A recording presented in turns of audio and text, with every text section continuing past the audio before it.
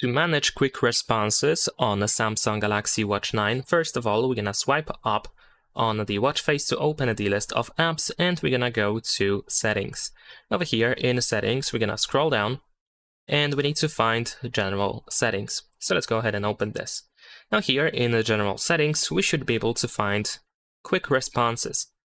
And over here we have a couple of options, like for example suggested replies, we have emoji responses, and so on. And here we also have custom responses, which we can easily toggle. We can tap on Manage on Phone to be redirected to a setting on our smartphone where we should be able to simply manage these settings. And in case you are not redirected to the proper settings, you want to open the wearable app. Over here, switch to Settings, and then go to the General option again. And then here go to Quick Responses. And there we go. Here you should be able to manage these responses. You can add a new response if you want to. There we go. We can tap on Save. There we go. We have our new response created.